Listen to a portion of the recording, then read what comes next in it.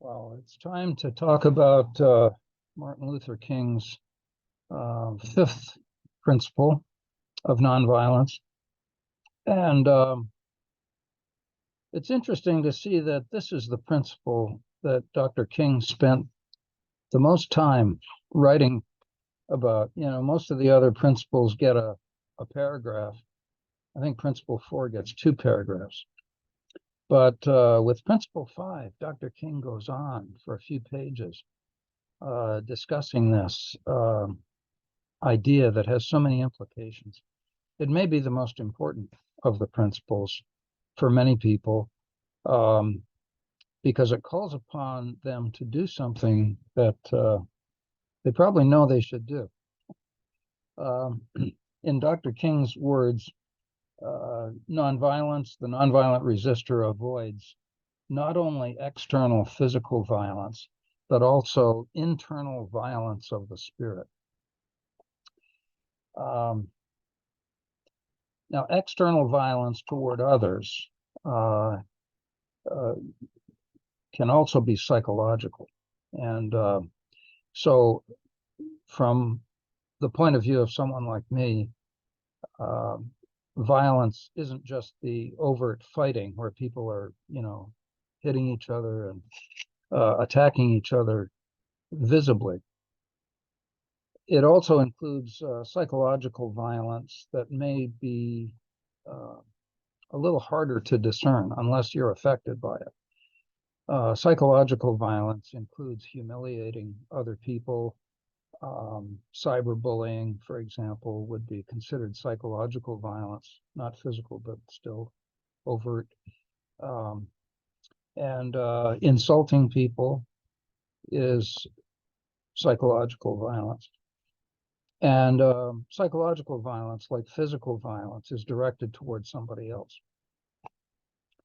The really interesting phrase in Dr. King's presentation of this principle is internal violence of the spirit.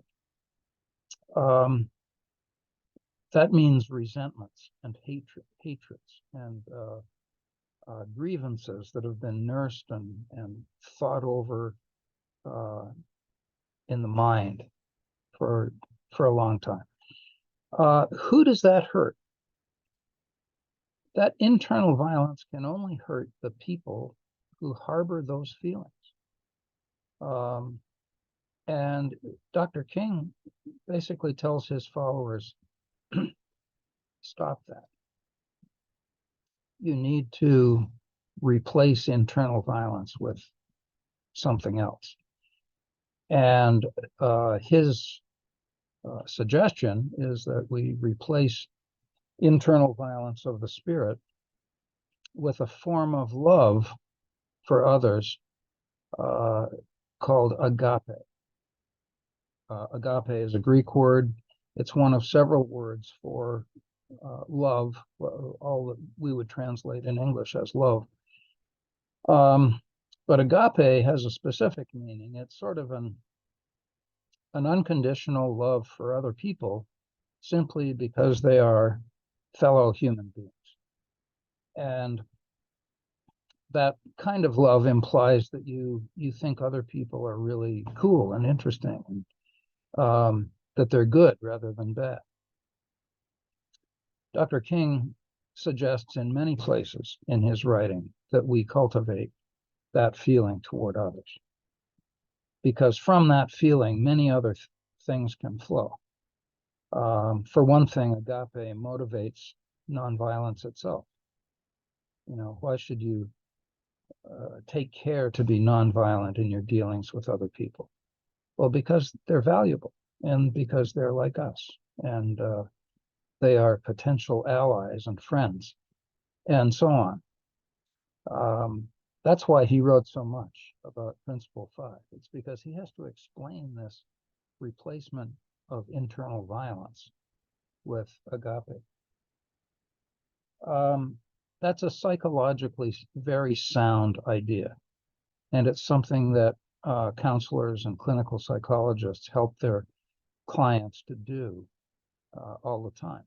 It's sort of a goal of therapy, to replace anger and paranoia and revenge fantasies, fantasies that are often very violent in nature, with a more neutral or a more positive kind of thought. That thought is often experienced as self-talk.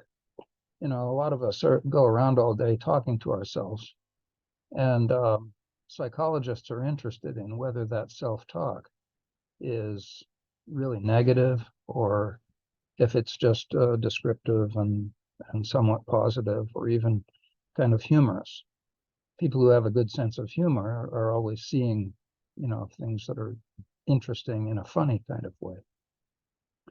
But many people go around all day sort of swearing to themselves, using profanity to respond to every little thing that hurts or doesn't go exactly the way they want it to. And my goodness, who's that going to hurt? Doesn't hurt your opponents or your enemies out there in the world, but it certainly hurts you if you're doing it. And Dr. King recognized that, you know, this is a way in which a lot of people are hurting themselves, especially if they have grievances to worry about and to mull over and to be resentful about. And many of the people he knew did have those feelings and struggled with them. It's also psychologically very realistic to think that we can adjust our feelings and practice a different kind of thinking, a different kind of self-talk. We have to first accept the idea that we can steer our emotional life to some extent. We do that all the time when we put on music to get ourselves charged up for exercise, for example, or to calm down at the end of the day by listening to something that is soothing.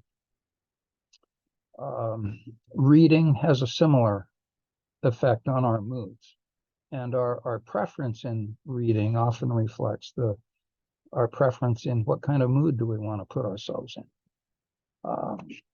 So that, with that as a foundation, we can start to talk about how to replace one kind of emotional language with another. And as with any other skill, it's going to take practice, and it helps to have some guidance, at least at the early stages. And we can do that if we want to, if we know that internal violence of the spirit is a problem for us, we can work on it. And Principle 5 is one of the places where Dr. King asks us to do that. Principle 5 also implies that caring about other people is a thread that runs through our nonviolent approach to life. And we'll say more about caring about others as opposed to disrespecting them in some of the other videos. I hope you got something from this. I hope that you found Principle 5 interesting. And if so, please subscribe to the channel and give this video a like. And I'll see you very soon with some new thoughts.